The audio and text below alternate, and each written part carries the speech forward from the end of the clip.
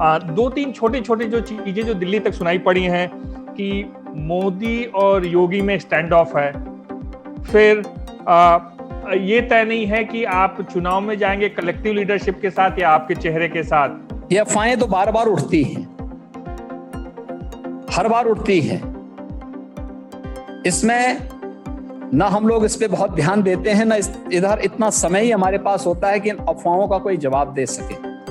इसलिए मुझे लगता है कि इस प्रकार की अफवाहों से अगर हम बच सकेंगे तो किसी भी प्रकार के राजनीतिक संक्रमण को भी हम बचाव कर पाएंगे।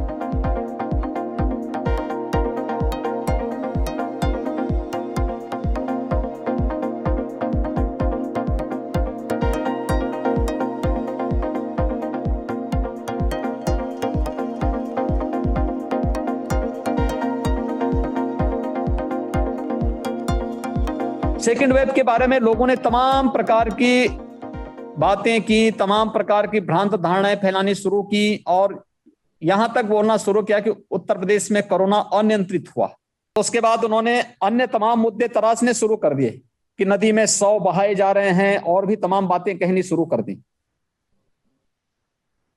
जब नदी के तटवर्ती क्षेत्रों में उन समुदायों ने स्वयं इस बात का उल्लेख किया कि साहब हमारी परंपरा का हिस्सा है दफनाना और शव प्रवाह हमारी परंपरा का हिस्सा है, उस पर भी कोई लोग चर्चा करने को तैयार नहीं थे।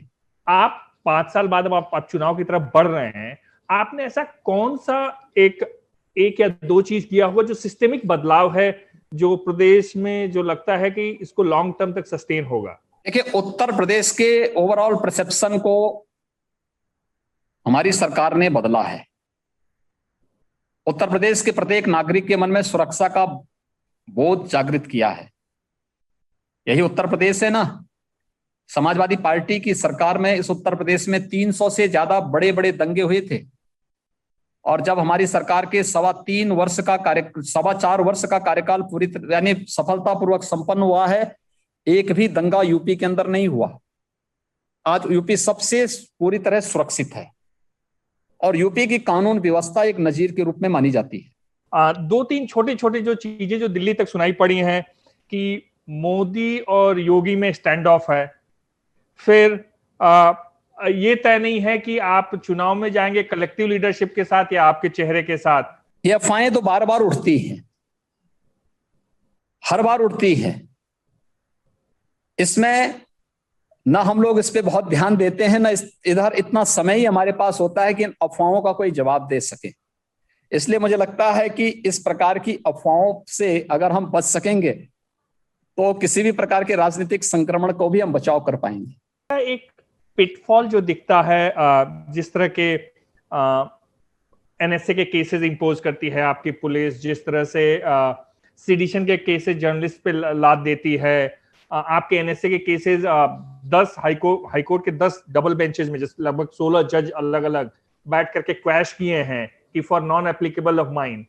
ऐसा लगता है कि देखिए आप एक पुलिसिया स्टेट चला रहे हैं। देखिए वहां आप एक यहाँ की रिपोर्ट थी और एकदम फेक रिपोर्ट थी। हमने सही डाटा आपको उपलब्ध कर नहीं, मैंने सही डाटा, मैं आपको फिर सही डाटा दे दूंगा और गृह विभाग ने फिर सही तथ्य दिए होंगे और मैं चाहूंगा कि आप फिर से ले लेंगे, सही तथ्य आपके पास आ जाएंगे। का जो आंकड़ा आया था वो मेरे संदर्भ में है, उसमें भी एडमिट करते हैं कि 54 एनएसए केसेस को हाईकोर्ट ने क्वैश किया है, non application of mine.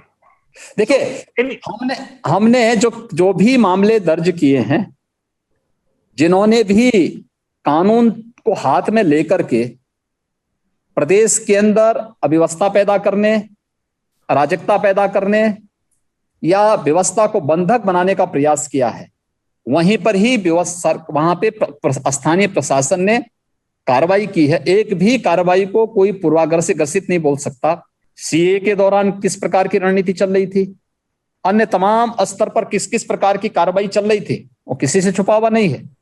Vidur, Chanakya या अमित शाह भारत के सबसे अच्छे पॉलिटिकल स्ट्रैटेजिस्ट? देखिए, तीनों के अपने अपने समय है, कालखंड है। हाँ, अगर हम महाभारत का कालखंड देखेंगे तो विदुर उस समय की आवश्यकता थी। अगर हम उसके बाद के कालखंड को देखेंगे, जब भारत एक स्वर्ण युग में जा रहा था, तो चाणक्य उस समय की आवश्यकता थी। और आज इस बदले हुए प्रवेश में भारत को एक नई दिशा देने की बात आई है, तो अमित शाह जी आज के समय में राजनीतिक चाणक्य की भूमिका का निर्वहन कर रहे हैं। विपक्ष का वो एक व्यक्ति जिसकी आप तारीफ करेंगे? देखिए, विपक्ष में आज के समय में उस प्रकार के व्यक्तित्वों का कमी का अभाव है, लेकिन कभी विपक्ष के रूप में उस प्रकार के लोग थे। डॉक्टर राम मनोहर लोहिया, जिनको मैं बार बार कोट करता हूं, और उन्होंने जिस साफ गोई के साथ अपनी बातें कही थी, मुझे लगता है कि वह आज के सोशलिस्ट उसके बारे में थोड़ा भी चिंतन करते तो संभवतः ये लोग परिवारवाद और जातिवाद से मुक्त हो पाते और देश का कुछ कल्याण कर पाते।